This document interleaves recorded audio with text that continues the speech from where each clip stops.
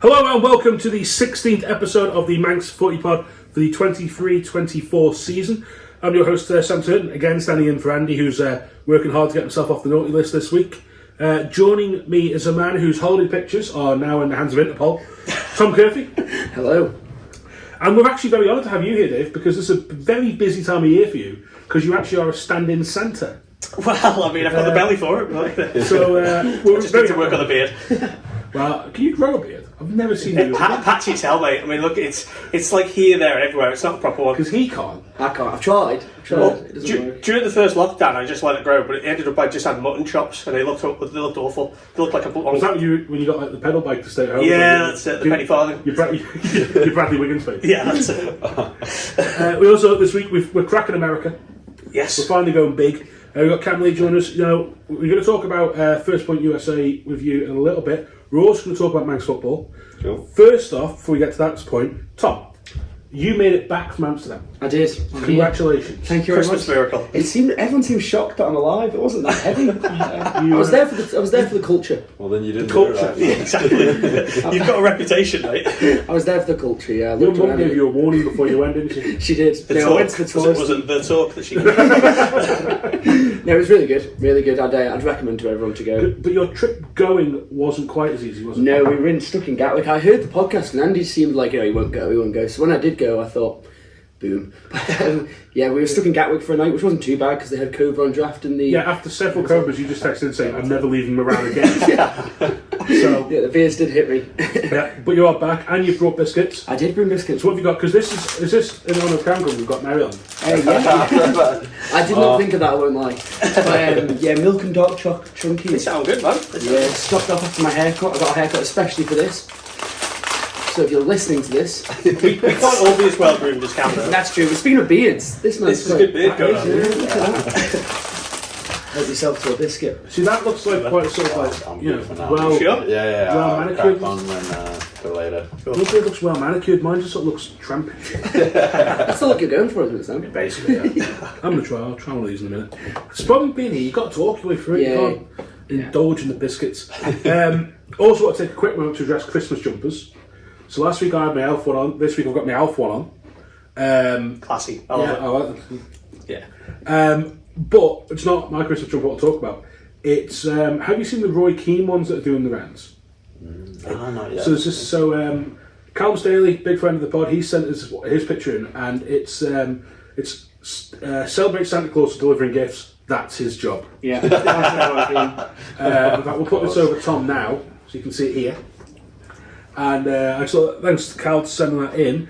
Cal's also sent us a half-time scram report from Old Trafford, which we like a half-time scram. We do. We're all about Old scram.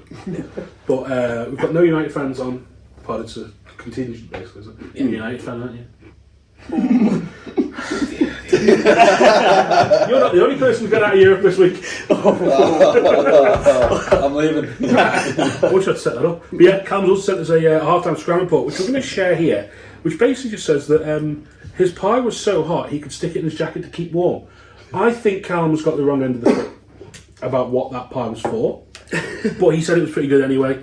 So thanks for sending them in. Cal, now, as we are joined by Cam, back on, you've been on the pod before, haven't you? Was this the first time or? I think I was Yeah, I back in like 2012 or 13, maybe December 2012. I think just after my first semester out in the States, and I think I was doing it with Ryan Burns. Yeah, I think you've been in with Ryan. I don't know what year it was. I mean, I think we started 2015, 2016. I'm not sure. In 2012, yeah. I don't know, but Yeah. we'll have to look back at the archives yeah. anyway. But speaking of archives, we do have an old picture of Cam here, don't we? Yeah, we do. Which we'll put this up on the screen for people to see. Yeah. But just for you to have a look at, and we'll put it on Twittergram and everything else so people can see it. So people listen. What age are you there, do you know? 19. Oh, wow. Before the beard came in. So. Yeah. Playing for who there? That's for Montana State. Okay. So yeah, that was first season there. So it all came about basically with First Point USA for you, and obviously you're now working for them, aren't you? So tell us a bit about your experience going over to America. Initially, kind of started through chatting to Connor and his family, because I believe Connor was the first, I think, Manx football player to go through them, and then I think he went a year or two before me, maybe 2010, 2011, somewhere around there. Just had a chat with him, and then kind of got in touch with First Point, and then you just kind of go through the process there where you work with them, and then at that stage you'd have to go across to England quite a lot to set up games where they record you, and you have to do like the academic side of things, make sure your grades are all right, because there's an emphasis on the student athlete, emphasis on the student side, so they want to make sure that you're okay on that side. And then they host a annual showcase or like a big trial event at the end of the year. When I went, it was at the London Soccer Dome, but now I think they've got links with the English FA, so they're hosted at St George's Park, where I think or at least well over 100 athletes go for that day, and then loads of American university coaches come over in December and watch firsthand, which is super useful, because watching obviously in person is so different to watching, over a video. You can kind of see the sort of details in the game a bit better. Well, yeah, on video, Tom looks pretty good for the Combi Corner. That doesn't do any justice, does he? But in person, it's all different story. Yeah, so playing at the showcase helped, because my university coach who signed me at the time was a chap called Dan McNally, who's actually now very high up for an MLS club, FC Cincinnati, who have just won a cup this season, and he's integral to them. So that was really cool. I think he played for England boys, but he came over, kind of had a chat and just said, yeah, I don't even really care about the video footage, I've seen enough, let's get it started. And I just think, when you kind of have that experience with someone kind of confronts you directly, not over video call, makes things a lot more personable and easy to go through the process and build that trust. And from then on, he just kind of took me through a virtual campus of Montana, the university and everything, showed what they were about, the team, what their project was for the next 4 years, and then just kind of signed on straight away. Was happy, and Montana was absolutely incredible place. Was there any sort of culture shock when you first went there, or was it just seamless transition really? To a degree, yes. Coming from South Africa, the culture is a lot more similar to America in a lot of senses, so it wasn't too bad. But I can imagine, if you come from the island, you haven't really lived anywhere else, it can be quite a stark difference. But if you're going with an open mind, there's a lot that you can take away from it. And, I think generally speaking, there seems to be a stigma where Americans can kind of get a hard time, from people, but being out there, fantastic people, some of the best people I've ever met in my life, made me best friends there.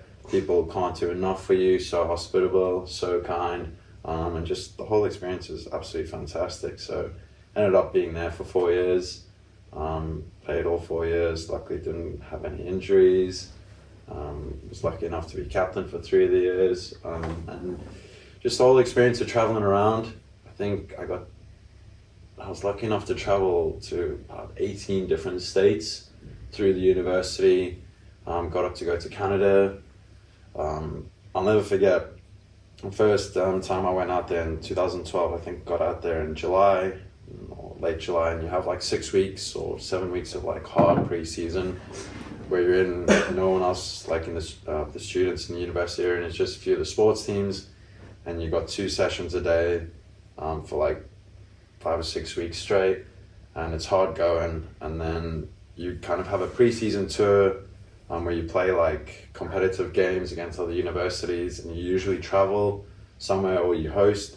But I remember the coach kind of kept it a secret from us, through pre-season, so we could stay focused. And then we kind of got through it a couple of weeks before. He's like, yeah, we're going to Hawaii for pre-season tour. And It's not bad, is it? We got to go there for like 9 or 10 days, played 3 games, which we won all 3, which was a great start. But it was just like, wow, coming from like little humble Isle of Man in the Grafton, and then it's like, wow, you find yourself like in Hawaii, just kind of soaking it all in. So in terms of culture shock, there is like every state is almost like a different country. Right. It's so unique. The people are so different. The way they talk is so different. The way like just they interact. Food is kind of generally the same. you know what they're like, portions are freaking massive. I fit well there, wouldn't I? I don't have the football talent, but the food would be alright. Did you do well for Jamie back in the day? Oh, way back when, mate. At first point looking for a podcast because we could fill in. I think we could. Yeah, We're not going to get the student athlete side, but we can do the student media. If they want to pay for us to go over to America, And does that pre-season, how does that compare to a Corinthians pre-season then? You don't get to go to Hawaii and Corinthians, do you? Oh man, hey, don't underestimate Corinthians pre-season, man. Is that brutal as well? Running around. Oh, well, good few seasons when I came back from the States, Ben Qualtrough and some of the boys had us working hard, but obviously it's chalk and cheese. Yeah. Like the level of fitness out there was insane. You've got certain requirements. Look, every university is different. Every, obviously, football program will have their different sort of niches and what they expect.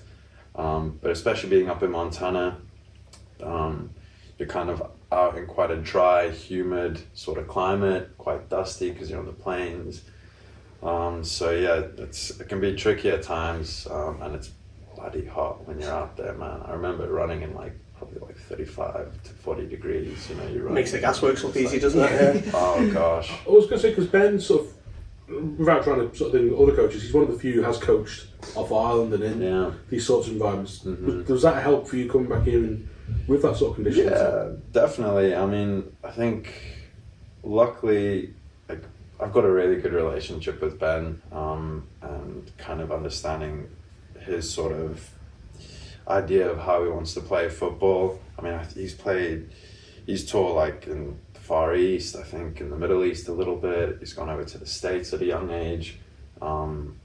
He's just got a phenomenal brain on the game. So, you know, when you come in playing at that level and then coming back, I mean, in between university, I had a year and a half, almost 2 years out of football because I lived in Vegas and California for a while between that. But when I came back, just kind of slotting right in, it was no problem, you know what I mean? So getting back to Corinthians with the team they had in about 2018 was just a dream, you know, because that's obviously before FC Alaman.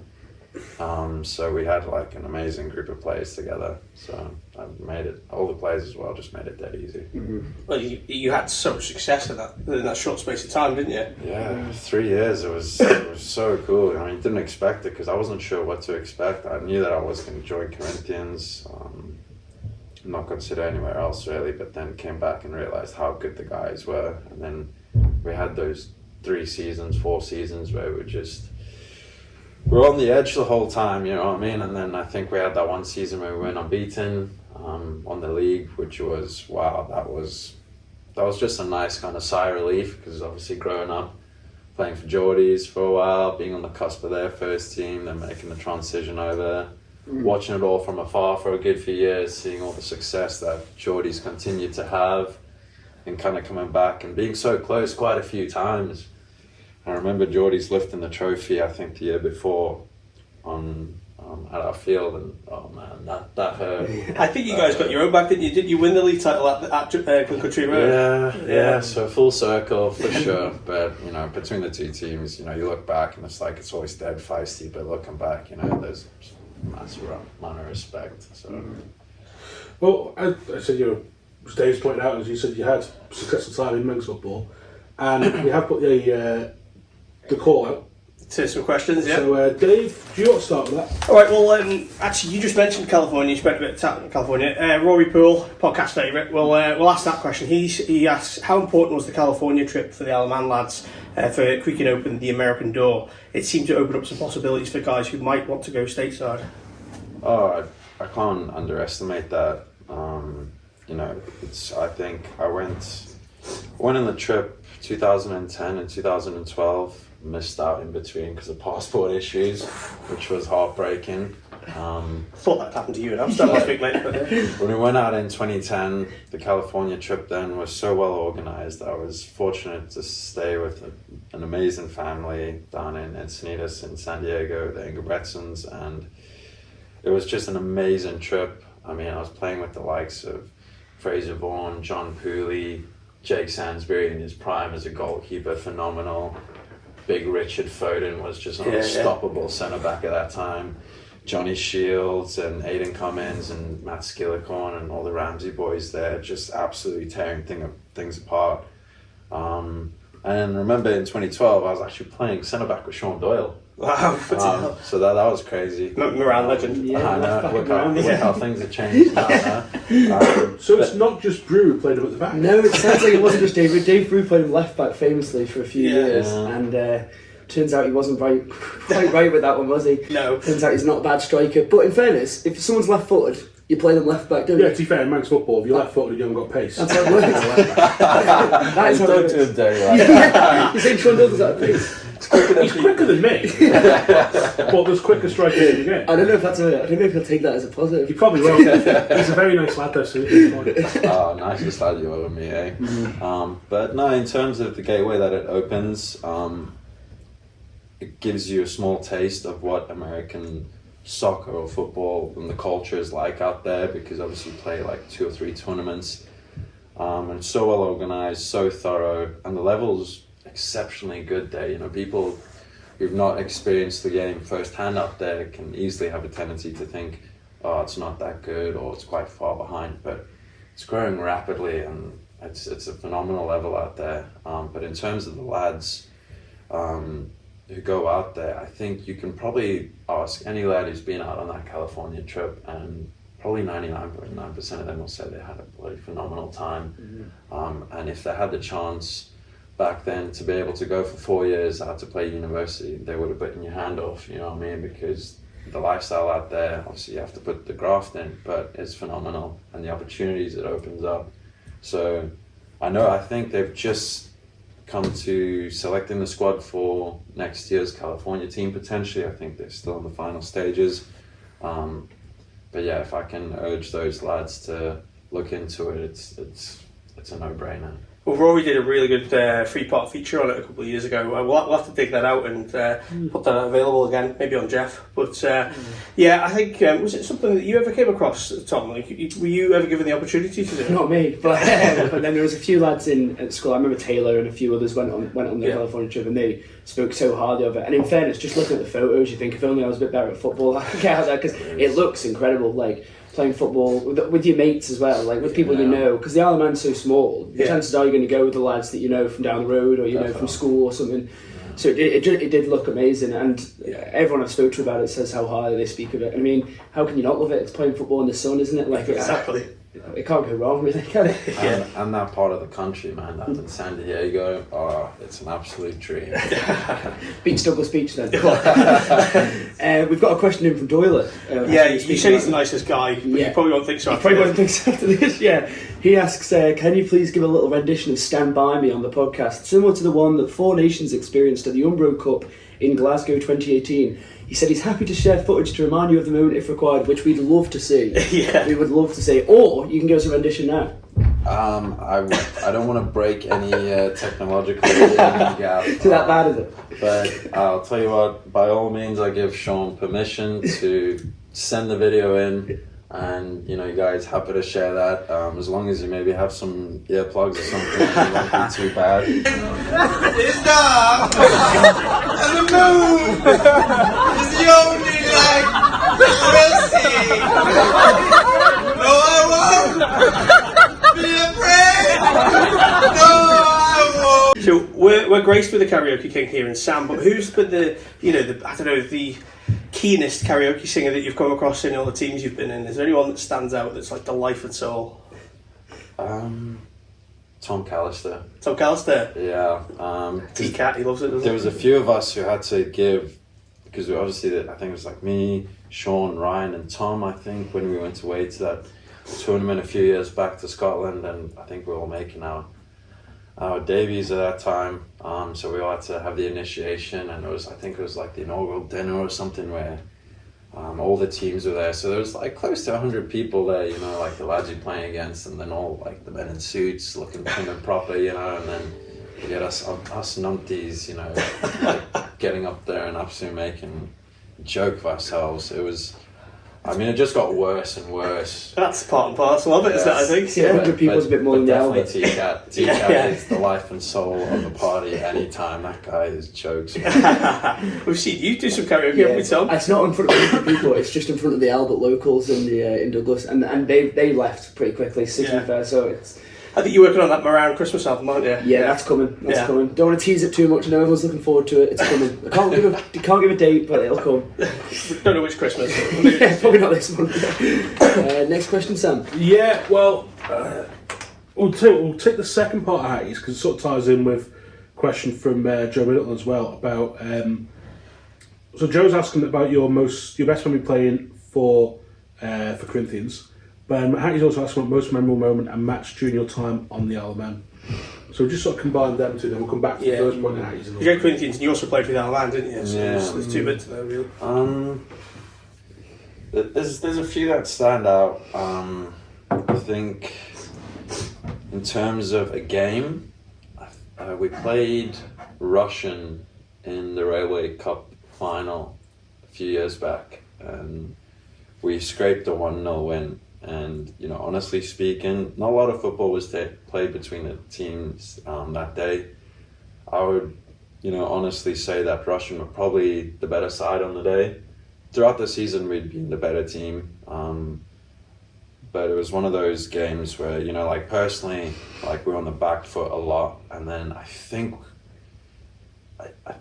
we went down to 10 men because Rowan put in an absolutely shocking challenge, which he himself to this day will claim was clean tackle. But there's every year on the Corinthians group chat, there's this picture that goes around, and he's like bloody knee high, flying sideways, boots just everywhere. It's shocking. Sounds like a Christmas jumper needs to be taken. Yeah, definitely. I'll endorse that.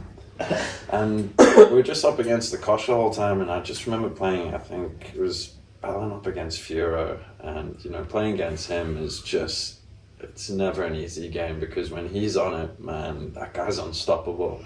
But just personally for me, that game, I felt like I had a really good game. And then we kind of, I think Simo scored a winner late towards the end. And it was just, that capped off, I think that might have been the season we won the treble. Was it, yeah? Could have been. But that was just a phenomenal experience. And then also making debut for the Isle of Man out at the tournament. It's just, you've got a different sense of pride when you put it on, you know what I mean? Like, especially growing up in South Africa, coming to Isle of Man, and this becoming like my new home and being here for a while, and then coming back, not playing football for a few years after college, kind of unsure like how you're gonna fare, and then kind of coming back into the fold and playing for Paul Jones and Dicko and stuff. That was a really cool experience. How would you find, or how would you compare the standards? Like, you've obviously you played at different levels over here, but the level in America, like, how's the sort of quality compare, if you can at all? Yeah, it obviously depends on what university you go to. The NCAA, the way the collegiate system works out there, they've kind of got almost different divisions, to put it in layman's term. So you've got the NCAA, which, you know, you see like your football and your basketball, like all that televised on. So you've got like Division 1, 2 and 3, and then you've got a few other like sort of associations that kind of like fall in and abouts there as well. So like you look at the likes of Liam Doyle, Al, Harrison, you know, Connor, Jack McVeigh, they all played at like really good universities. Myself as well, but like obviously depending on like also where you are in the country, like how football is like appreciated there. I mean, I can honestly say like out in the States in that first year it was my best year out of the college I've ever fought, but man, it was very humbling. I just remember playing that first game in Hawaii, in like first 30 minutes we were playing against the team, I think it was Hawaii Pacific, and there were these guys, like, because the age range, it's not just like 18 to like 22-year-olds, you're playing guys like anywhere between 18 and 30.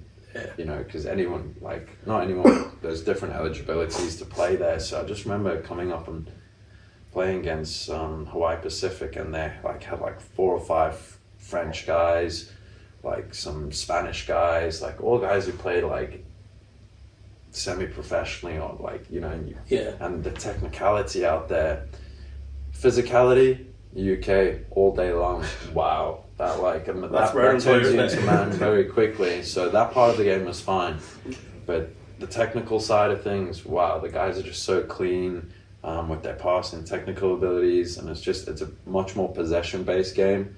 So you find yourself a lot in the games where you're just chasing shadows for a long time. So that prepares you well to come back here, doesn't it? I guess if you sort of you suddenly realise you've got more time on the ball over here, do you, or is it the other way? Yes and no, because Manx football is quite weird in that sense, where it's like sometimes you've got more time, but then there's a lot less game management here.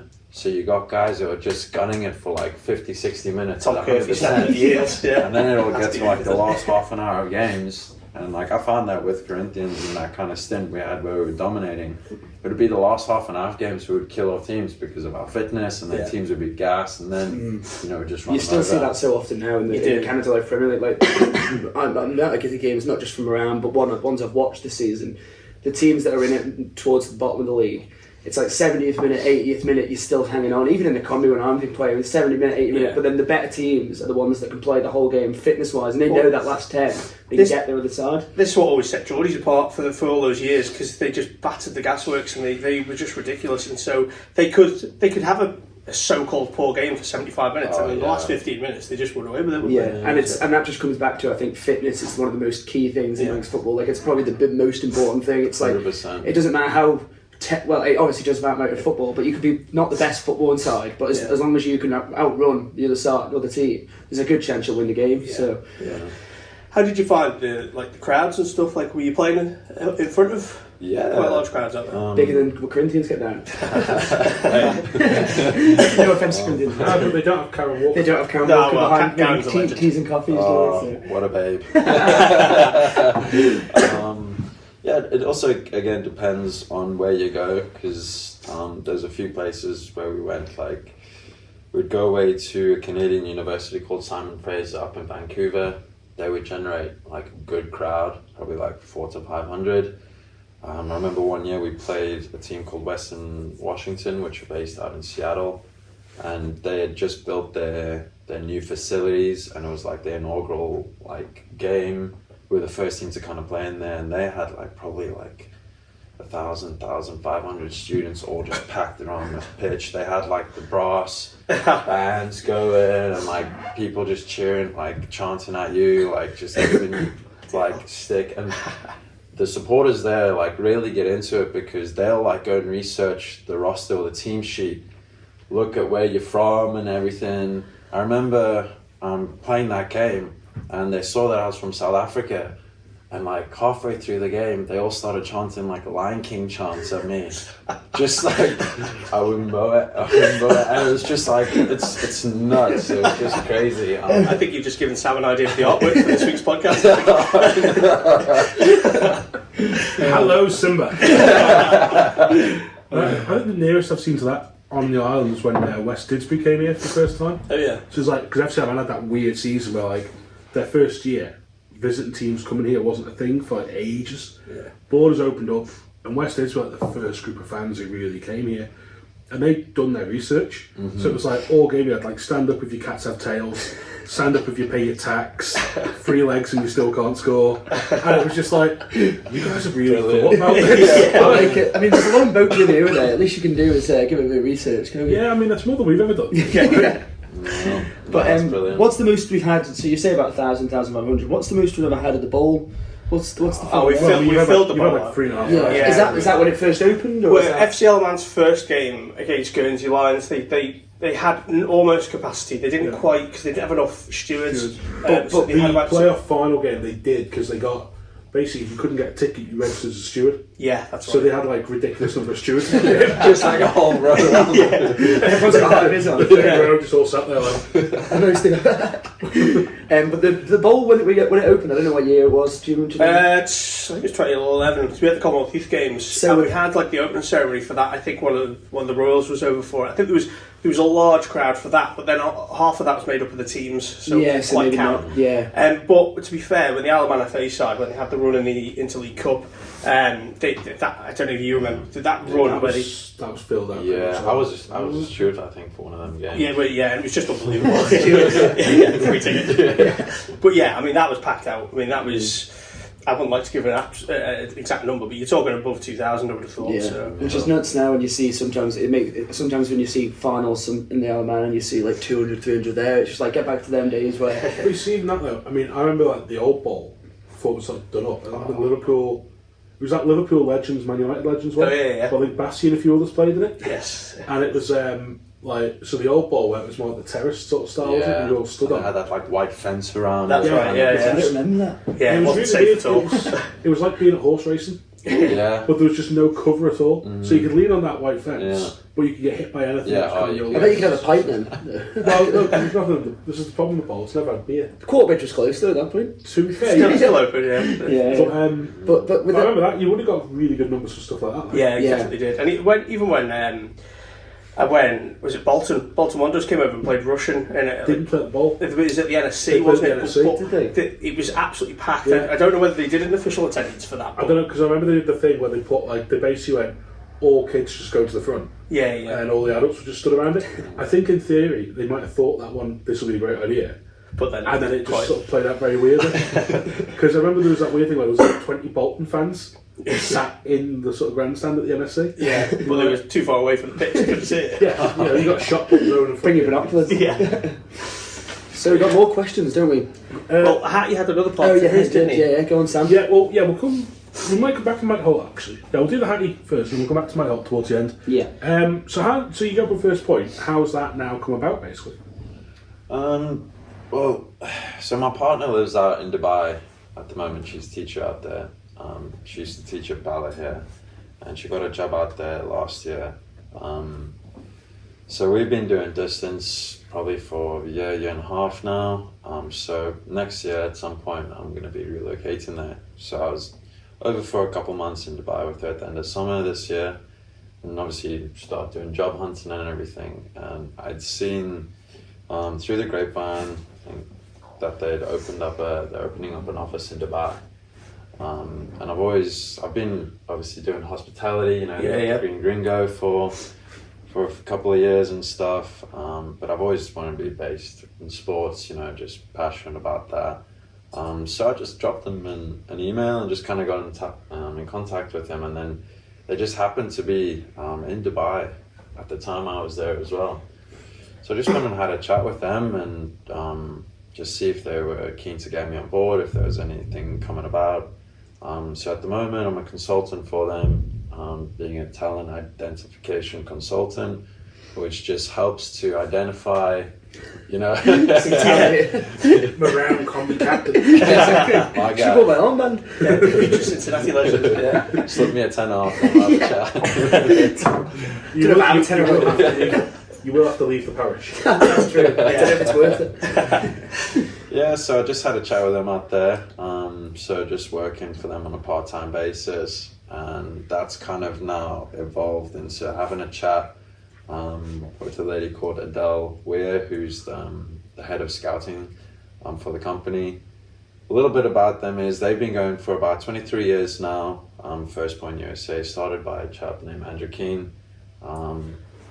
They are based, one of their head offices are based up in Glasgow, but they got a big presence all over the UK. They've spread out into a lot of continents now, obviously massive presence in the US for the link there.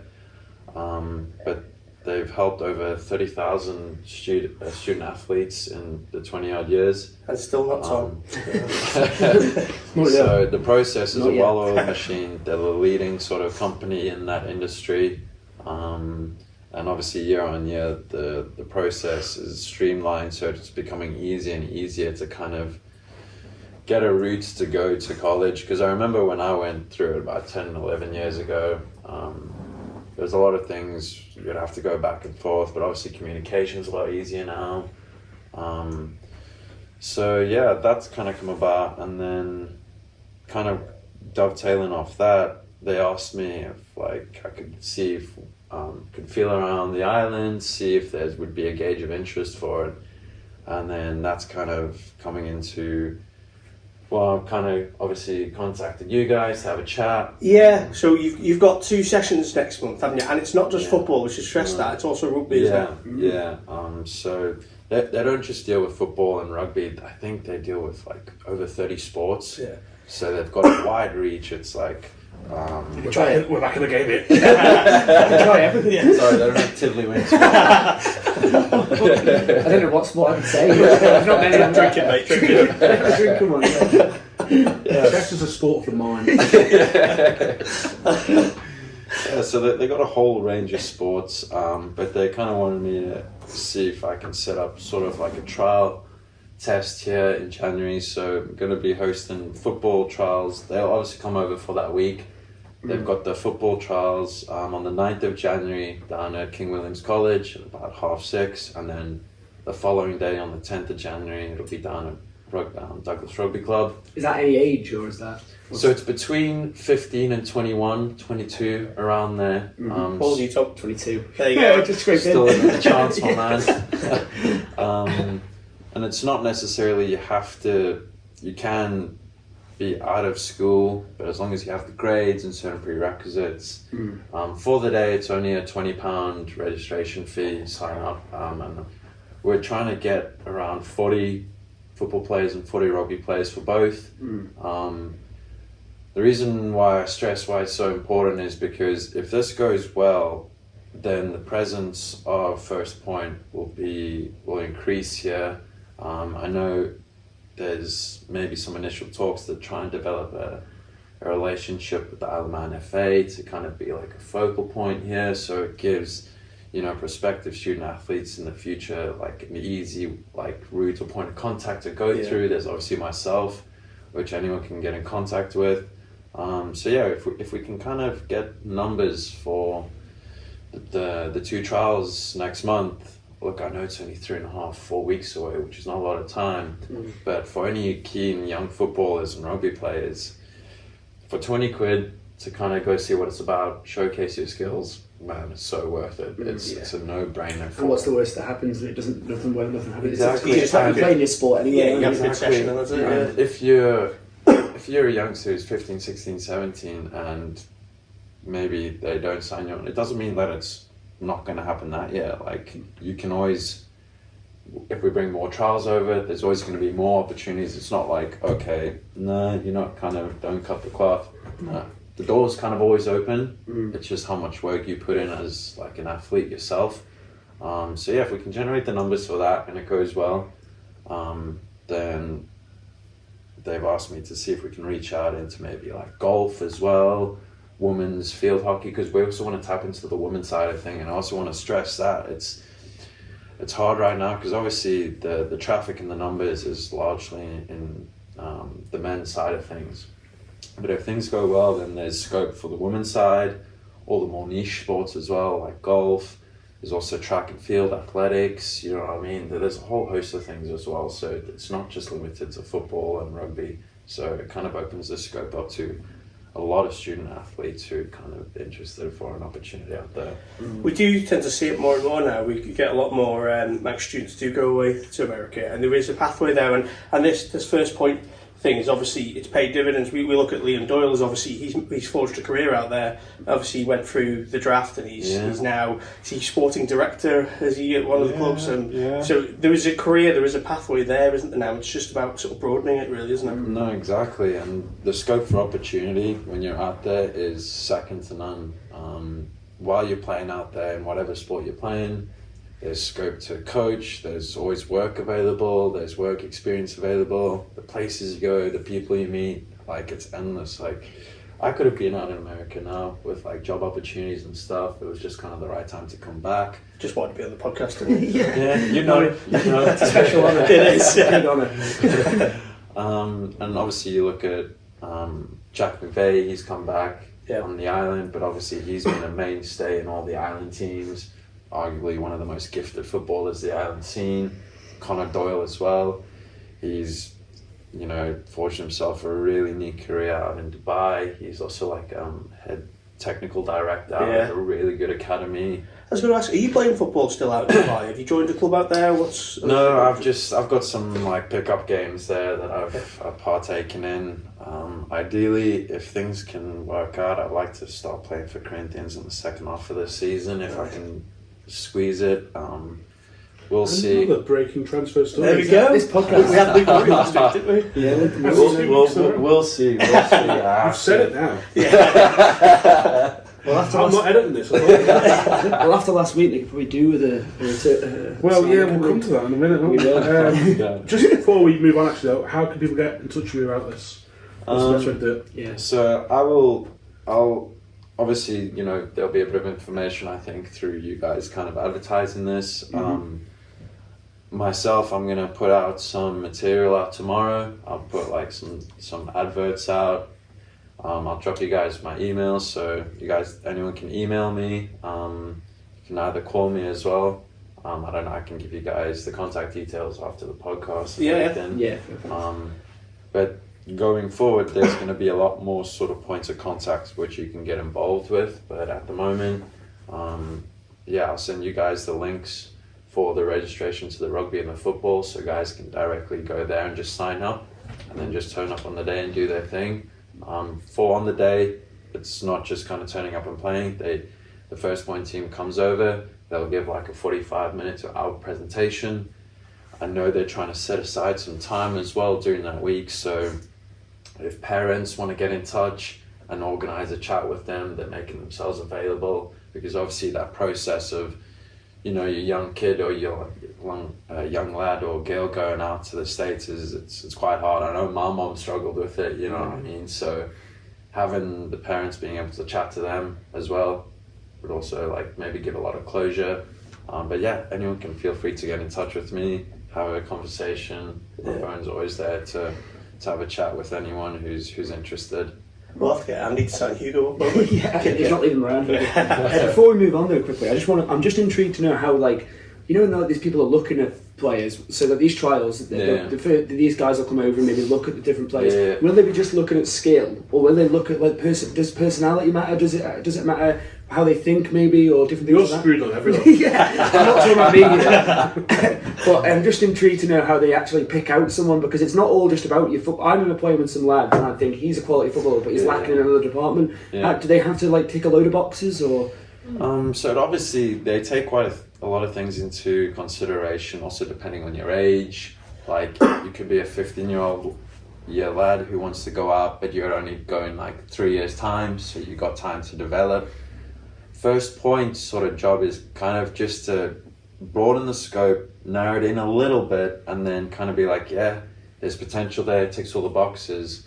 And then basically when they sign you on, then they put together video footage of you for every player individually.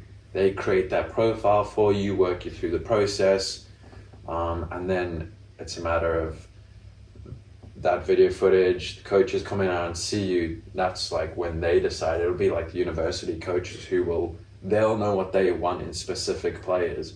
First point kind of, you know, we'll talk to you and communicate you through the process of being like, okay, this is what we're looking for, there's potential there, get on board, we can help you. Maybe these are sort of areas that, you know, the coaches are looking for. These are things that maybe you need to like think about and kind of guide you through that process. But so they kind of do that initial phase, build that portfolio on you, help you through that step by step to get you that video footage, personal profile just out there on the scope and get you signed on. PAs.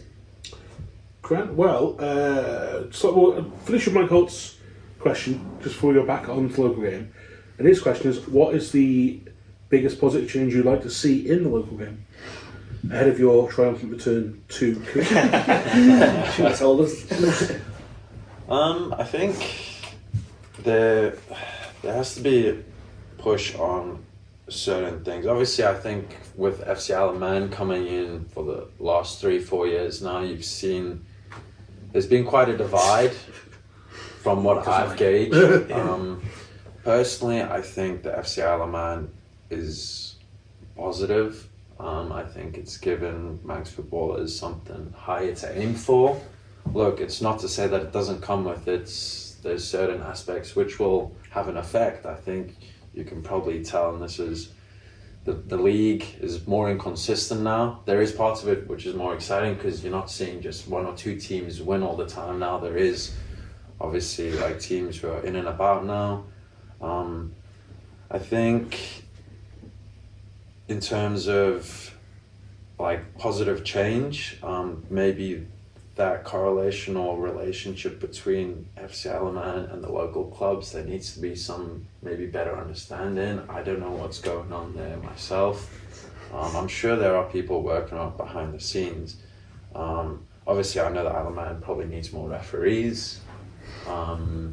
Maybe there could be an incentive for that. They have, to be fair, sent any open invitation to any Turkish lads who fancy ticking up. Oh god, yeah, the punch, yeah. Terrible. Oh jeez, that was rough. Yeah. Oh, Thankfully that doesn't happen every Saturday on the Island. No, not every Saturday. But we are going to sign you up to the referee's course at some point, aren't we?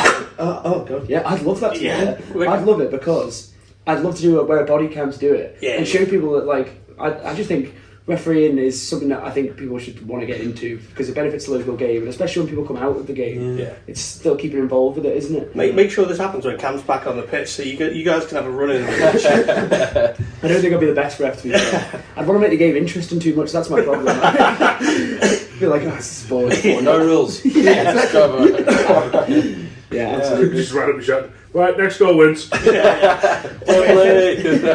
fairness to the refs, they've at the start of the season there was a genuine concern that we wouldn't have enough at all. Yeah, they picked up 6. And they picked up, and then now it's looking like every game's ticked off. They're doing really good they're job. doing well. Obviously, they'll always need That's more. good to hear. But the other man, we've not had many problems with that in the men's game that I know of, and I think the juniors. And you've seen development as well. You got the Matt Monk picked up the whistle. You got Liam picked up as well, because they've been on the line for FC Alaman games. Yeah. Got Ollie's away more often. I think a lot of that, to be fair, it's the way things are on the ground. You got like Peter Greenhill's really good, and Tommy Crow's great. Kev's obviously great at the FA. Yeah. You got Paul, obviously, because now got Paul of the Championship, who lives here, so he's really good to work with them all. So it's just like it seems to be in a happier place. Yeah, it does. It's one way to continue. And there's some youngsters coming through, isn't there? Thomas Halliwell.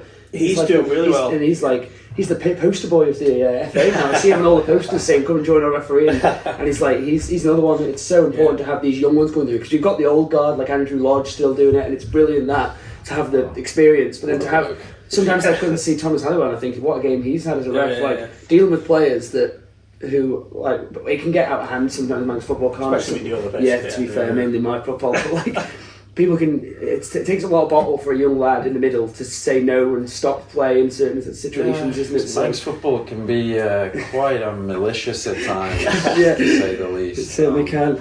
But yeah, I think just last point on what I'd like to see change in the local game is there has to be a continued push as well for the youngsters coming through, because we live in a day and age where technology's taken over, so you see more lads on their phones and less lads out kicking the ball. Obviously you've got the likes of Ben Qualter with IQ Academy, who's doing a phenomenal job, filling in like gaps which need filled. I think just bigger push and stuff like this with First Point, more opportunities for lads from Manx lads, because for an island so small, man, it can produce a hell of a lot of fine footballers. We do well. I think as an island, we always do punch above our weight in the sporting sense. So absolutely, it's just about creating that opportunity, isn't it? Yeah, definitely. Well, we are going to look at the local game, and Dave, we're going to have a third attempt this week. Yes, and it will go ahead this week. It will go ahead. Yes. Have we had that confirmed now? Yes, but the venue's TBC. At the time, in the next hour and a half, at the time of recording, they're going to confirm where it's going to be at. So Is this the Railway Cup? This is the Railway Cup time. Yeah. So for the third weekend in a row now, we are going to try and get the Ayr St Mary's game played. Does it have to be played this weekend? Is this the whole thing? yeah, pretty no much does. snow games on the 23rd at all, and then obviously Boxing Day's the 5th. But it's at home to Ayr. Yeah, so there was a bit of confusion earlier this week. The fixture list said it had been switched to the bowl, but it apparently came up with the council meeting the other night. I think Ayr still want it to be played in Andrews, which is absolutely their prerogative. Fair enough. So they're having a pitch inspection today, so Thursday. Thursday's a bit early for a pitch inspection, isn't it? Yeah, but it could rain Friday. Yeah, I think don't rain on the weather. But then if Air's game is if Air's game is off, if Air's pitch isn't unplayable, goes to the bowl. And it has to go to the bowl. Yes, Air and FCL are not playing, so there's no. Do you think that's fair? Do you think Air should have to give up their home advantage because of they're at home? What, just because they want the Railway Cup final on Boxing Day, push it back if it has to be. Air should be playing at the bowl. To be fair, it was at home. Easter Sunday last year. It was a late one last year. I just don't think that's. Have you come across it when you played for Corinthians where you've had to give up home advantage in that sense, and you felt sort of not grieved by it, but you felt a bit. Once or twice, it's happened for sure, but I think every Manx footballer goes through a stage, where you go through the heavy winter and there's almost no games on for weeks at a time. So it does get to a point where if there's a game on, doesn't matter where it plays, you're just happy to play. And I don't want to sound big-headed, but at that time when we were playing, we had such a good team, we didn't really care where we played. Yeah. So, I guess it doesn't matter if you're in a winning thing, but in particular this game is significant because St Mary's play at the bowl. That's their home pitch. Yeah. So I think it's massive that the game's getting put to the bowl. If both teams weren't playing at the bowl, if St Mary's had another pitch, for example, another club, then the bowl makes complete sense. Is this like doing like a Villa Park scenario, moving it to St John's? That's exactly. Yeah, exactly. I just think I that's what I think it should be. It should be like if they can't find the bowl is St Mary's will have home advantage. I think move it to somewhere if there's a pitch available, or if they don't want to play it and their pitch isn't available, you push the cup final. Yeah, I mean, I don't know. I'm not privy to the conversations, but you assume that if it's going to be played at the bowl, then Ayr would have to agree to it. I just don't think that they should force their hand like that. But that's my personal. I think the thing is, we've had the problem of we've had like 12 weeks where there was like 2 games called off. We had that 1 week that was awful. Yeah, but aside from that, we had 11 out of 12 weeks where every game got played. Yeah, and as soon as it hit Railway Cup season, it was about 2 weeks of chaos. Yeah. So all being well, this game will take place this weekend. Yeah. So I can't remember who predicted what. Cam, who do you reckon? Ayr or St Mary's? I'm going Ayr. Tom? Yeah, I'm gonna go there as well. I think Ayr will. Dave? Yeah, I think St Mary's should give them a good game, but But then again, as we say, you mentioned about a final earlier about how you won 1-0 but you didn't play the best. Yeah. These type of games, like it doesn't really. Ayr are obviously unbeaten in the league. Yeah, exactly. It doesn't really matter about performance. Exactly, it could go either way. So, but I still think Ayr will do the business. Yeah, as no doubt Tom will bring up later, we do also have the Ravens factor of. There isn't a game. Yeah, exactly. So this will play a part in the league games. So. It'll play a big part in the league games, which I'm not too happy with. No, I'm going to go for it. We're going to be walking in the air. We're going to go for it. I reckon. It's not too early now for that, so. It's not now. It's great. Get away with it. So I'm going to say probably just, but I think it will be probably closer than their league game was a few weeks ago. Mm-hmm. Right now, Premier League, we've got Peel, no matter what happens, will be top at Christmas. Yeah. Is that confirmed? Well, Ayr are playing in the Railway Cup. Oh yeah. So, when you were at Corinthians, did that have mindset thing ever kick in? Because obviously in England they make a big deal being top at Christmas, bottom at Christmas. No. Do you think it ever made a difference? As long as you're in and around there, because Manx football can be so up and down. No, as long as you just get into the Railway Cup, I think you're not even thinking about the end result of the league. Then you know what I mean. It's as long as you secure a railway spot, then you're happy because you've got the chance obviously to get some silverware, and if you can get that, then it gives you the confidence for the rest of the league. But it doesn't really matter. Just call you up on this, Sam. I mean, Peel, if they lost 18-0, they wouldn't be top of Christmas. But let's face it, I'm just looking at the table. Who have Peel got this weekend? I don't think they're playing this weekend. Oh, they're not playing. No, fair enough. Then. They're not right. So if they are, I've missed one off the. No, I'm not sure. This is why having the laptop. No. I've got the fixtures in front of me, but yeah. So Peel obviously top on goal difference at the moment. We've got the games in hand. So. Oh yeah, Peel's not having a Manx player. So that's right. Yeah. We talk about Peel though. Got to give a mention to Lee Gale last week. Yeah. He's passed the 300 goal mark now, which is just ridiculous. It's an absolute joke, and the curse as well had truly been broken. The footy pod curse, because not only did Peel win, but then also.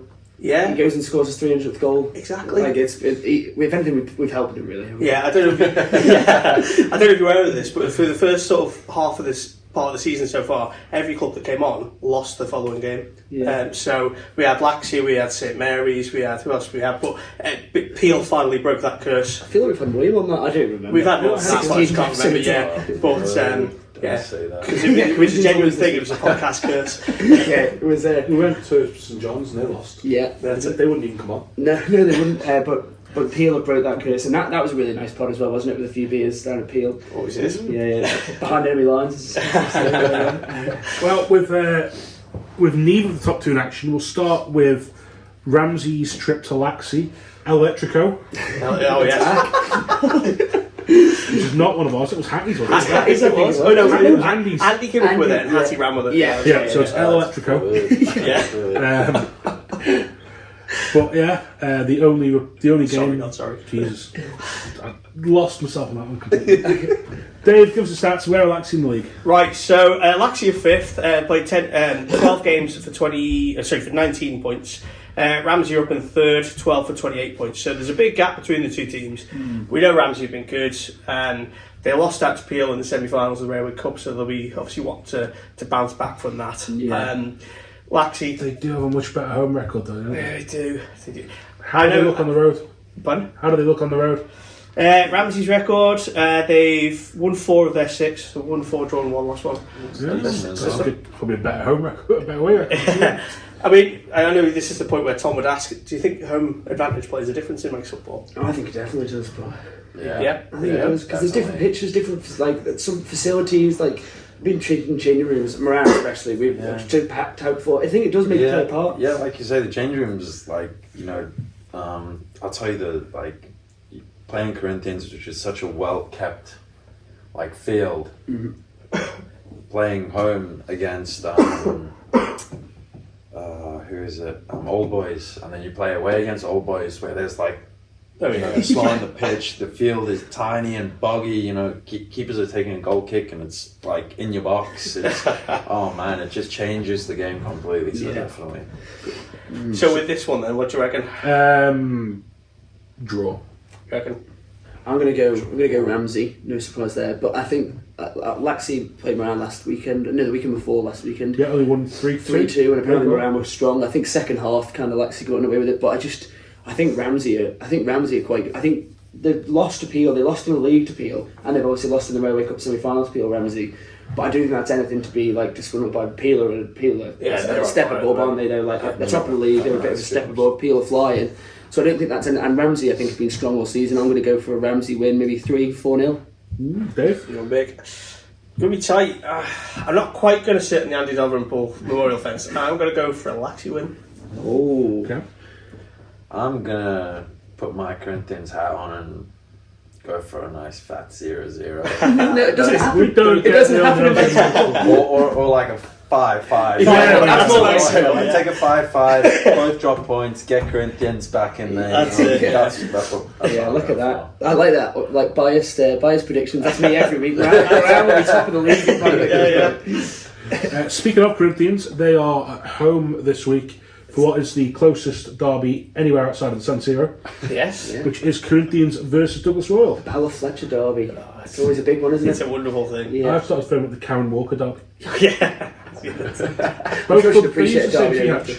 They do use the same team. So- I wonder if one of them wins, they should have it for the next week. They should do whoever wins this has not literally has Karen, but has the hatch. Has the hatch. Has the hatch for next week. Has the hatch for next week. That's what I meant. Yeah, I think Tom, that's, what did I say to you about editing this podcast? I didn't mean. Yeah, okay. Tom, who do you reckon's Karen going to Walker's up for grabs. win? Who do you reckon's going to win, Tom? I reckon it'll be a Corinthians win. Good. I think Royal might surprise them. Yeah. Now, can we be saying off camera about Royal winning this game? Why do you think that? You cheeky. Nah, Coyle, the way you wind up. No, please get out of here. Jump on. I'm going to go for a draw. A draw. White's Yeah, all the I- way. White's 3-1. 3-1. Yeah, I think they'll be back. I think they'll bounce back after a tough defeat last week. And I think Royals, they're not doing badly, are they? Which is concerning from around. Yeah, Not well, we doing got badly at all. called up on it, didn't we, a couple of weeks ago when we all predicted they'd lose and they won't. Yeah, so I can see why. I mean, we get it wrong every week, but I mean, Royal are now up to 9th. Yeah. You know, there's 5 points between them and the relegation zone now, so they are starting to pull a bit clear. and it's yeah. But I suppose though, Corinthians are going to be absolutely smarting after that last week, aren't Yeah. they? Well, thanks to the quirk that is Manx football, of course, Corinthians will be playing in their away kit this weekend, so the Royal will be playing in white. So I agree with Cam there. Actually, the Royals. I'm going to change my prediction because. What are you going to change your prediction for? I'm actually thinking SCL man factor. So Simo's back. I don't know if any of the others might be back. Yeah. But I have heard of this FCL man. They have got a training session on Saturday. Right. Not sure whether that means there'll be players training with them or they'll choose their clubs or what will happen I there. don't know, but I'm changing. I'm Yeah. going to go for a Corinthians win now. So. Yeah, I'm going for Corinthians win anyway. Yeah. I think Andy Aspridge's game played really well against Brighton the other week, but Yeah. I just think Corinthians, especially Simo's playing, I reckon it was close because last time they played it was really close, wasn't it? Surprisingly It was so, I think. Yeah. Which is when Royals weren't having their great run of form. So I reckon it'll be close, but Corinthians will just do it. Yeah. Tom, we'll leave you to last. Yeah, okay. Braddon Union Mills. Again, this is now a relegation fight. Surprisingly so. Mills have just. What is happening? I don't know, but Mills, like we all thought that they'd be absolutely flying this year, but they're in 11th. They're only 2 points clear of the drop zone. So And how many? What's their away form, like, Dave? away form, they have won 1, drawn 1, and lost 3. So, I mean, Braddon have won 1 at home all season. So This will be tight. This I reckon. They both kind of need a win. Yeah, it's 6 points. It is. Yeah. It's like our one effectively with Geordie's really, but I think it'll be a draw. You know. yeah, I'm with you on that one. Yeah. Yeah, I'm just looking at Braddon's. I mean, the last one was they lost at home. Yeah, I don't know. I might call out the Desmond on this one. 2-2. Yeah. Classic. What do you reckon? Oh my! You know what? I'm going to go for a Braddon upset. Let's go. Ooh, Braddon win. Let's go. What would that do for Braddon if they did win? Sorry, mate. Well, it depends on your result as well. It would put them above Mills. Mills, yeah. 1 point ahead of them. It put them level on points with Geordies. But it depends when out for Geordies. Yeah. So this week, this It's big. for the bottom 4 all play each other. Massive. It's a massive week for the staying up. It's a relegation dogfight. It is. So I love a good cliche. And Haggie's back for it. Haggie's back. Yeah. Is this reliant on an EasyJet flight? It's relying on an easy. So Haggie's not playing. Mike's We football's will. favourite Malawian, by the way. Yeah. The legend. His passport says Malawi, but we know he's from around. That's on the Christmas album, by the way. We will, of course, turn to Glen Country Road. The former Almighty St George's are welcoming Marown, if you can ever welcome you lot anywhere. And Geordie's, obviously, their difficulty's been well known for, but they've kept plugging away this year to their credit, and they're not in bottom 3 on that Marown.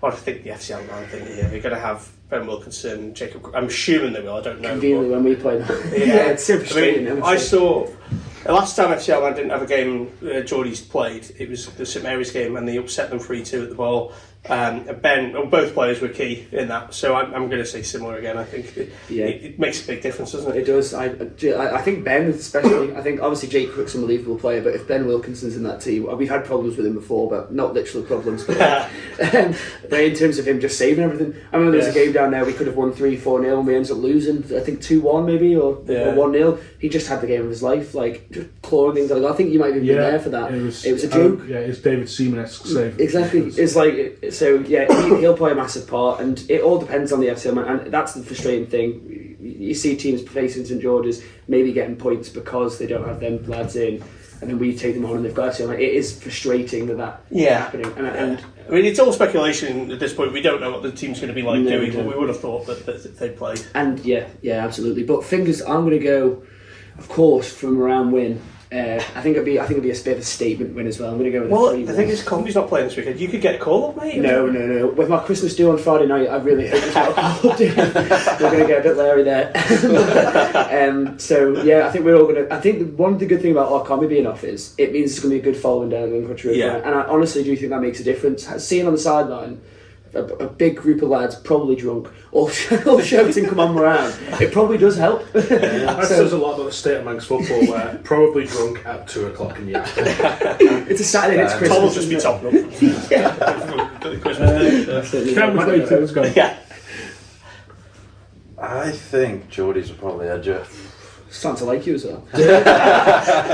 Sorry about that. He's got his Geordie's allegiances. Yeah, He's got his. I'll let him know. I don't think they'll go down this season. I think they'll just have enough in the locker to kind of slowly work their way back up. But the But goal difference thing still. your guys' goal difference ain't looking too hard. But I think there's a reason why ours isn't looking good. yeah, minus 30. I This is the think. problem I've already said it multiple times. I do feel like if you don't field a side, there's got to be more of a punishment than the no goal difference thing. I think frustrates me very much so. Like Moran could go to Laxey and lose 8-0. But then But then another team doesn't feel the 3-0. side. It's not 3-0 anymore. There's no goal scrap difference. that, They don't even go 3-0. So what's the point of the Moran side going up and going to lose too? That There's no definitely benefit. needs to And be looked at. that's what I think is one of the biggest changes that needs to be done, especially. And I know that's going to be from a Moran perspective, but I think it could also affect the top of the table. Yeah. I think they could come down to goal difference there. So you've kind of got to do a way maybe where you deduct a point or you do something like that. Maybe there's got to be an incentive to field the side. I think. Well, you know, I know we've mentioned this before. It's not as important, obviously, as the league table, but like in the Player of the Month ratings and Golden Boots and stuff like that, like Danny Oram and Lee Gale are currently at the top of the Gold Boot. Ayr had, I think, 2 games, or at least one of the games was postponed. They were awarded the points, so Danny doesn't get any goals there. No goals. Even at the end of the season, him and Gale are still level. You know, he misses out on the Golden Boot. There's so many points that it makes a massive difference, and they've got to sit down. I think the FA have got to look at this because it's an issue that it could just mean that 4 clubs at the bottom might just go, well, why would we bother? We're going to Peel away, we're going to lose 8-0. Why would we bother? So I think there's something got to be genuinely looked at there. But I feel like I'm repeating myself in every episode. So No, but it's a fair point, mate. yeah. Yeah, it is too fair, Tom. It's not often I make a fair point. So Sam, I noticed you were looking at the old page there. It's got Cam's photo on it. Are you looking at the junior football results? I've just seen he was in it, yeah. There's a few names, like Luke I was Murray's there. looking at that, looking at the 15, There's a 17. few. When he wasn't 8 foot tall. a few lads. There's 6'7" in them. Who are Milan? That's what I'm trying to work out. Johnny I can't Quirk, work Kean that out Brock, either. Luke Murray. It'll be a Union Mills team, probably. That makes sense. Because look at that. 3 scores there. Johnny Quirk, Kean Brock, St John's, Luke Murray, now St John's. Reece Westwell playing for Laxey Miners there. Yeah, God. Got Joe Wallace down Joe there, Wallace, Nye man. Wilkinson. There's some good players there, isn't there? Yeah. Even Peels. Oh, Morris. Sure. Brody Patience playing for Milan there as well. Jordan Crawley. Some good players there, isn't there? And Matty Rennie. It's good to A see. couple in for Laxey there. It's good to see all these 1-2 players. knockout player. Sorry. It's good to see these players that are still playing now. That's what I like to see. Like, you look through back in the I day, think juniors, they're still Me playing. and Chambo coached this Oncon team in the 15-17. Is that what they lost for? After Division 2. That was the worst game. It was like, so we had, do you know Cal, who was the goalkeeper, who was quality at rugby? Yeah. Oh God, what was his name? I know who you mean. Yeah, built like a tank. Yeah. He broke his wrist or something during the game. We had Tyler Saxon playing for us as well. He did something, got injured and went off. We ended up playing with like 10 men and it was just awful. Like proper awful. But we did have this kid playing for us who I still see occasionally called Michael Rock, who when he scored was just like, finally! Rock! Love it. Anyway, Yeah, I'm we gonna go always with, digress. I'm going to go with a... It's Christmas. It is Christmas. It is Christmas. It is Christmas. That's why Geordie's going to stuff me. No prisoners. Turning to the battle to replace Moran in the Premier Division. Foxtel got no game this week, so Castletown could be top at Christmas. They are travelling. They are home to D&D, and we'll start there. Castletown obviously had a bit of a dip recently. They had that 1-0 defeat to Old Boys. Yeah, which You just had them counted last as a week dip. as well. Did. Yeah, the lads were good last week, weren't they? But They'd already lost before they came on. Just Yeah. game didn't take place, so the podcast curse is not there. Yeah. It's fine. So yeah, they are still looking to bounce back from that Old Boys defeat, but they're hosting D&D. For me, this only goes one way, unfortunately, for the lads. I mean, what you say every week, D&D have always got a result of them. They do. But I think in this one, I mean, Castletown, they're fighting at the top for a reason. I think they've got a good squad there. Hopefully all the issues within the camp have now been settled. Shouldn't really say that. But yeah, no, I think Castletown win. Tom? Yeah, I'm gonna go with the Castletown win, but I think it'll be tighter than people think. I think Dave Matteson's army might have something to. Do you know anything about Division 2? Did you know it was called DPS instead of JCK? I'm not gonna lie. Did you ever play for Division 2? Was it always Div 1? I mean, you've been in Corinthians and Geordies, so I can imagine. Div 1, I think. Div 1, yeah. Never played in the Europe's best league. Well, they've played a few of the Div 2 teams in the cup, weren't you? Are there any standout ones at all? Or? I think we played Governors one year, and Or Sam's team. I think it was close. Quite a close game. I think it was like 15-0. Sam Wilby played Is that the one where Chambo saved the ball with his hand and you lot convinced the ref not to send him off because it was already like 14 minutes? Yeah, that was the one we were like just that. It was like 85th minute, he just dived to take. What are you going to save him? Oh, phenomenal. See, that's the magic of the cup. Would have been 16-0 otherwise. So all Castletown now? Yeah, I think so. Grant, Adam's not here this week. Where is Adam this week? Pretending to work. Pretending to work. Okay. Oh. Psyching himself up with the Christmas At party. least everyone will know why the Curry's so bad next to Yeah, we've been here. Adam's so I'm working on it. That's why it's gone. The poor boy. Yeah, so his Colby team are hosting Old Boys, who obviously beat Castletown. They've got a decent sort of. They've turned things around. I think it took them a little bit of time to get going after the relegation. They've got a lot of new players in. But then they've also turned to the old guard a little bit again, haven't they? And Yeah. I think it's a tried and tested. You know, you can. You'll have played against the Stewart brothers, Callum and Craig, and you got Robbie Ward. They've got some good players there, haven't they? Yeah. And I suppose when you're in Div 2, you just got to find a way to get back up, haven't you? No, absolutely. And I don't know. I think this will be close. This game. Yeah. Old boys are getting back to it, and I know they've got up front foot. You've got Johnny Gartland back on the pod. Oh yeah, that'll be a good pod. That So that'd be really interesting with Scotland, obviously. He used to do got them. some stories. Didn't he used to do them radio shows? I remember watching Energy FM. Yeah. Because I remember he had like young Gilly on it and senior Gilly, Dave Brew on it, and I remember watching that being like, oh my gosh. So like that was really good. So he's obviously got the voice for it. So He's a legend. yeah, George he is. is. So My it'll former be. postman as well. What a guy.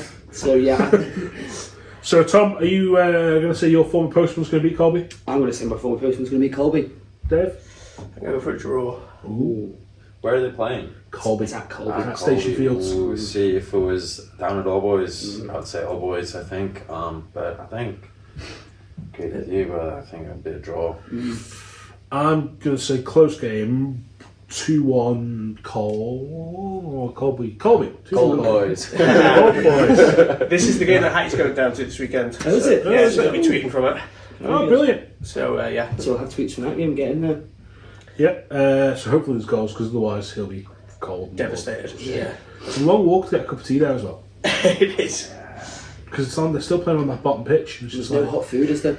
no, there's Adam Morton's still not sorted. Yeah, I mean, this is devastating. This. It is. I mean, what's going to happen with Moran? Are you working on these sausage rolls, by the way? So yeah, we had them planned for last week, but obviously the It game wasn't such a story plan for last No, week. it was far more. it was mental. Oh, sorry, this was the Right. special, wasn't it? The meatball garlic bombs. They're called the meatball garlic bombs. Yeah, James had them all ready, and I actually It's thought, fancy now, mate. I actually thought It's a bap. You hollow it out, meatballs, cheese with garlic in it, and then cheese over the top. put it in the oven, and it's like we've not done them yet. And we meant first time we were going to do them last week in our game, and then James had them all ready to go. Sent me a photo. I was away, and then the game was called off. I think Green Gringos is going to make a comeback now, and that's Yeah. going to be on the menu. Tell you what, you guys should get on it. Something called bunny chow. It's a South African thing where you take like a loaf of bread, you like cut it in half, you hollow it out, and you can make like bread balls from it. But then you make like a stew or something like a nice, even like a curry or something. You fill it up. Oh man, it's hella messy. Oh my god, it Sounds is. like It's a football great spread. time. Making me hungry. Yeah. Yeah. That's what you want, something messy at a football game. You're a sausage roll fan, aren't you? But like, I love a pasty. Just goes, yeah, something that you're going to end up finding bits of in your jacket. Especially if you're drunk at 2 o'clock. Yeah, we looked up. Won't need food, just a beer. You're fairly close to the Maxi there, so That's true. Yeah, right, it's not too far, is it? Just over the hedge from that game is the aforementioned Governors Athletic hosting Rycob. I'm going to go for Gov's win because, you know, I like to support them occasionally. Occasionally. I mean, we're at the end of the table, so Govs are 11th, Rycob up in 8th. What's their home away form? They've not won an away game this season, There you go. So Then again, Govs have not won a home game. So So it's got a draw written all over it. 1-1. Yeah. This might be the proper Manx score that Cam was talking about. I'm going to go 5-all. 5-all. Yeah, something like that. I'm going to go 1-all. I think it's going to be low scoring, but they're going to draw. I reckon Govs are going to win it. I reckon. I'll side with you, bro. There we go. Come on, the Govs. Pick a number 1 or 2. 1. Well, good. They've got next on the list anyway. Michael versus Jims. Michael obviously lost last time out to Foxdale, a close game up there. They've got Jims playing a visit this week. There's no Adam, so we can talk freely and openly about Jims. Yes. Dave, how's their away form looking? Who, Jims is away form? Or? Yeah. Jims have won 2 of their away games, and they've lost 3. So it's a bit of a false position for Jims. So they're down in 10th, but they've only played 7 games this season. They're having almost a Foxdale curse. You know, Foxdale usually like this at this time of year. Yeah. So, you know, they've got at least 2 games in hand on everyone else. If they win, then they're sort of mid-table. This one, though, I don't know, I think... It's hard to look past Michael. Yeah, I mean, they've got the goals. They've got Liam Kane banging them in. I think Michael will win. I just think that attack, they can, and it's a game like this, they'll want to get goals, won't they? They'll all them attackers will be selfish, probably looking at this game and thinking we can get stat pad a few goals. Yeah, maybe. probably. So I don't know. I think it'll be quite a comfortable Michael win. Yeah, I think with Michael are going to want to bounce back. Fox still not playing this week. They're not going to want Castletown opening up anything over them. I'm going to say Michael pick up, but I reckon it'll be close. I don't think James will get hard. I think it'll be a decent game there. They're a good side in the day. Yeah, definitely. The final game in Europe's greatest league sees the lads from Malou make the trip up to... It is the best league in Europe, mate. It is. To the Niverson Stadium to face the mighty O's Onken, who are 3rd, Dave? 4th, Dave? Where are they, Dave? I'll go to 5th, but again... 5th, Dave. Close. They've got games in hand. They've only played 9, whereas, like, say, Colby are 4 points ahead of them, but they've played... 5 points ahead of them, but they've played 3 games more. So, again, a bit of a false position. So, I think Onken's home form, they've won 5 and lost 1. So, Malou's away. What have they done? They've won 1. So, Yeah, I mean, obviously Onken play this. They look really tidy team. They look like a team who should. It is a thing where, you know, we said about earlier how start the season was like 3 or 4 teams at the top of the league could win the Premier League. There's the same here, this. But Onken to me probably should do this. I think it'll be an Onken win, but there's a bit more of an incentive for Malou to get a result here. If you go and score a hat-trick to win the game, could be the next captain of the parish. I know they're looking for one. I don't think it's not quite that sort of captain. Okay, I thought maybe they were like, if someone like puts a marker down this month, maybe they'll be like, that guy's Mr. Malou. That guy's the captain of the parish. Just give it Furby. Yeah, exactly. So are you saying you're going to angle for the captain of the parish in a few years? One day, Crosby? around, of course, Around, yeah, of don't course. want to lose.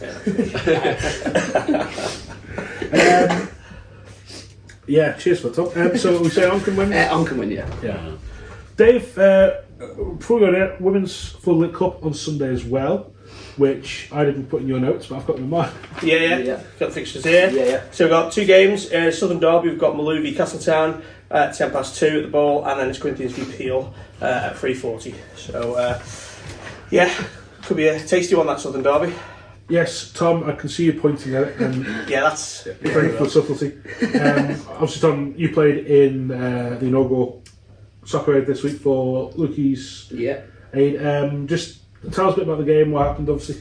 I won't go into too much detail, obviously we probably should short for time, but I just think it was a really, really good game for a really good charity. I think Lucas Steiner, everyone wasn't expecting it. It came out of the blue, and it's obviously very emotional for everyone, all the family being there, really nice. And these are, just looking at the pitch now, everyone played with Lucas. We did a Moran team that he played with all through his juniors, which he was brilliant at. He kept me out of the first team annoyingly. I was in the B team a fair bit of time, but I played with him a lot when I got called up. And then the Ireland team that he played in as well, they were all there. And so it was, looking around, it's just like playing with your mates basically, but really, really nice.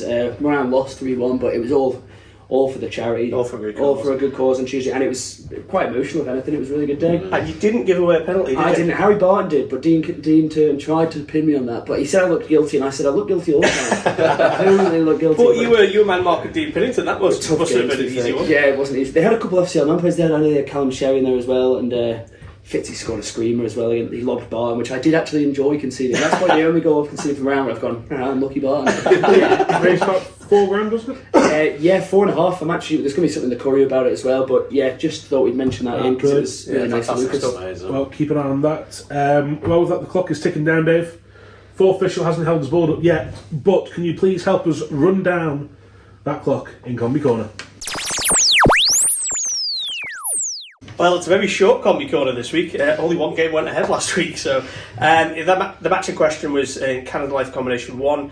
Reigning champions Russian United defeated St Mary's at the ball. Joe Kelly led the way for the Spaniards with a brace and was joined on the score sheet by Leo Tregurtha in a 3-0 victory. Fantastic, Dave. We should really consider paying you 1 week. No. Is it for the love of the pod? Of course. The love of the pod. There's a t-shirt. That's a t-shirt. Yeah, Isn't it's a it? t-shirt. Yeah, we've already got Adam's. In fact, we'll put up the picture of Adam on his t-shirt. Sorry, Cam, we'll cover you up for this one. It's coming over there. I'm a firm believer in 100% records. Yes. Yeah. Which we've got on a t-shirt, which is not available. Has anywhere. anyone asked him what he meant? I don't think he knows, to be honest. No, he finished and immediately went to us. I don't know why I said that. So there we go. Yeah, Dave, the other important part of your week, it's time for Dave Reads the Weather. Dave Reads the Weather! It's looking a lot more promising on the weather front this weekend. Today, Friday, will be cloudy but generally dry. Saturday is set to be dry with some bright or sunny intervals. So, fingers crossed we won't get many postponements this week. Good chance of football. That's what we want to hear, isn't it? What was the other extended forecast last week? I think it said 90% chance that Tom would get arrested in Amsterdam. Did anything happen? No. Bloody hell. Well, not that I've told you that. They've kept your passport, haven't they? Yeah. Thought so. European search warrants don't actually extend to the parachute around. Just as well. Yeah. It was a long time being out, to be fair. I was glad to be get home. I went on a walk on Tuesday, just making sure everything was right. Good I'm to very have grown up if you tell me. The streets are safe. Yeah, exactly. I don't know what could happen in my absence. Someone's got Well, 3 benches went missing. 3 benches did go This missing. is not the time to go into this. Right. Yeah. Any other business? No, I was going to mention Lucky's, you see, but it's already been done. So I don't think there's anything more. Yeah, well, You mentioned FC Alaman obviously not playing this weekend. Yeah. we'll mention something that's not happening. That's to be fair, we've done that a lot recently. Yeah. Postponements. Yeah. But yeah. So this is it now. This is us for the league at least until Christmas. So this is us kind of celebrating the birth of the baby Jesus. Yeah. But it isn't, Dave. We've got a wonderful special coming next We've got week. a Christmas special coming. We're going to film that on a secret date and a secret location. We can only apologise for Tom's behaviour. I mean, we say that every week, but we can Well, only we're having a few Yeah. drinks then. Well, aren't we? absolutely. So we're having a few Christmassy drinks. And keeping with the theme, isn't Andy making some snowballs? So he's making some. One thing I am concerned about, the snowballs, one thing I am concerned about is us getting a little bit over the top and maybe not wanting to publish it. But it'll be fine, I'm panicking. Yeah, it'd be fine. It'd be fine. It'd be fine. Yeah, Just yeah. blur out some bits. So hopefully that Christmas quiz, which you'll be able to play along with at home when it's going out, when it drops, will be out at some point in the next week or so. We've also got the Railway Cup. Hopefully we'll have a Railway Cup special before Christmas, so we've got a lot to do before then. But for now, Cam, thanks for joining us. Yep. And Dave. Good luck with the first point next month, mate. Thank you. Yeah, just another message for everyone to get in touch with you, basically. Yeah, if they're we'll interested. promote that out there. Yeah. Thank you guys for having me on. No Appreciate the time and the space. And Dave, on that bombshell. Ta-ta for now.